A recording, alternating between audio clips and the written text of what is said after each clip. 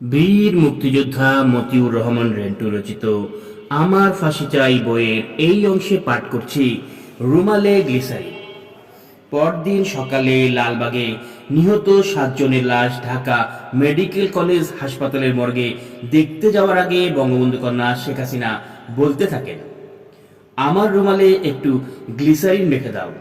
ওই যে নায়িকারা অভিনয়ের সময় গ্লিসারিন দিয়ে চোখের পানি বের করে কান্নার অভিনয় করে, আমার রুমালে ওই রকম গ্লিসারিন লাগিয়ে দাও, যাতে আমি লাশ দেখে রুমাল ধরতেই চোখে পানি এসে যায়। একজন বলল, গ্লিসারিনের দরকার নেই, শুধু চোখে রুমাল ধরে রাখবেন, তাতেই মনে হবে আপনি কাঁদছেন। আর আমরা ফটো সাংবাদিক ভাইদের বলে দেব ছবির নিচে আপনি কাঁদছেন ক্যাপশন লাগিয়ে দিতে।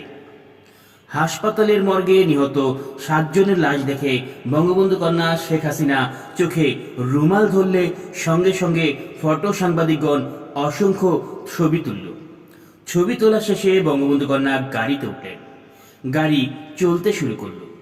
তখনও বঙ্গবন্ধু কন্যা শেখ হাসিনার চোখে রুমাল। গাড়ির ড্রাইভার জালাল বলল, আপা এখন রুমাল নামান, ফটো সাংবাদিক নেই। গাড়ির সকল আরোহী হেসে উঠল।